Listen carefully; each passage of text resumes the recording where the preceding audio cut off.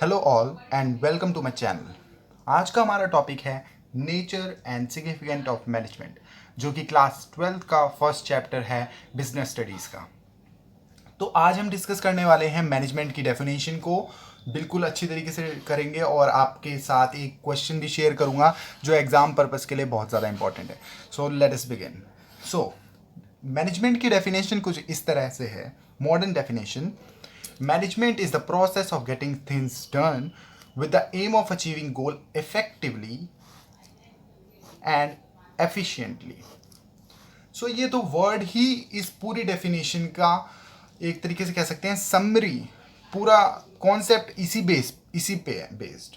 सो अगर आपको ये दो वर्ड्स के मीनिंग और इनकी डेफिनेशंस अच्छी तरीके से समझ आ जाएगा तो आप लोग बिल्कुल बेहिचक मैनेजमेंट चैप्टर के लिए प्रिपेयर होंगे और आपके एग्ज़ाम में जिस तरीके से क्वेश्चन पूछा जाएगा आप उसका भी आंसर कर पाएंगे।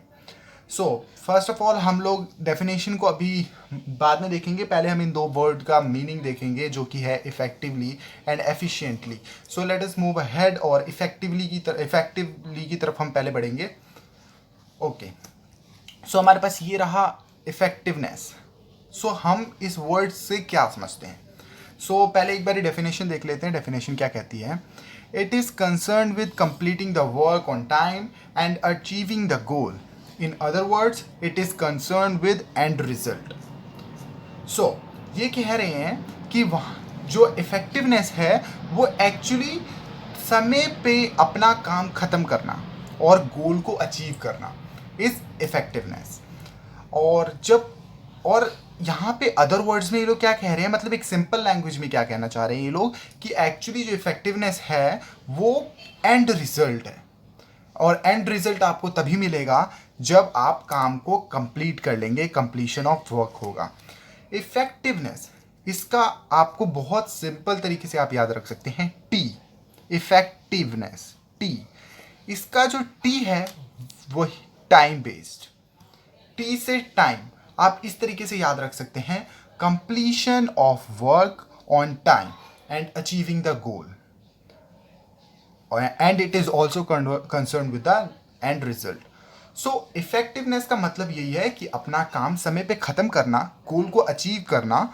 और गोल कब अचीव होता है? जब आपका काम पूरा ख़त्म हो जाता है और आपको जो टास्क दिया आपने वो पूरा कर लिया है। So this is what effectiveness means. अब हम आगे बढ़ेंगे एफिशिएंसी की तरफ। एफिशिएंसी की क्या डेफिनेशन है?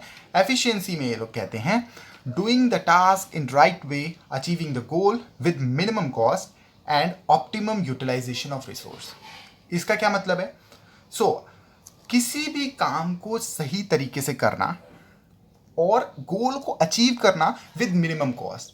आप लोग कभी भी, आपकी मम्मी भी जाती होंगी सब्जी लेने या कहीं पे भी कोई भी बंदा जाता है तो वो क्या सोचता है कि हमारे पैसे बच जाएं, हमको अच्छा से अच्छा माल कम से कम पैसे में मिल जाए। तो वही कहना चाह रहे हैं कि मिनिमम कॉस्ट में आप अपना गोल अचीव कर लें, मिनिमम कॉस्ट में, and optimum utilization of resources. Optimum utilization of resources का क्या मतलब है कि जितना रिसोर्स आपके पास है उसको बहुत अच्छी तरीके से यूज़ करना, मतलब उसमें कुछ भी वेस्ट नहीं होना चाहिए। वेस्टेज को क्या रखना है? ज़ीरो। ऑप्टिमम मतलब ज़ीरो तो नहीं हो सकता वेस्ट, क्योंकि कुछ ना कुछ तो वेस्ट होता ही है ऑब्वियसली हर जगह पे। पर ऑप्टिमम मतलब है कि जितना हो सके ज़्यादा से ज़्यादा कोशिश करनी है कि वेस्ट ना हो। सो यही है एफिशिएंसी का मतलब। आगे हम बढ़ेंगे, वापस से एक बार डेफिनेशन को देखेंगे और अब समझने की कोशिश करेंगे कि मैनेजमेंट की डेफिनेशन क्या है। तो management is the process of getting things done with the aim of achieving goal effectively and efficiently. तो फिर ये कहने का मतलब है कि इन दोनों के मिक्सचर, मतलब टाइम पे वर्क खत्म करना, अपना काम खत्म करना, और दूसरा राइट वे में टास्क करना और यूटिलाइज करना सारे रिसोर्सेज को ऑप्टिमम, उनका मतलब कि कम से कम वेस्टेज करना।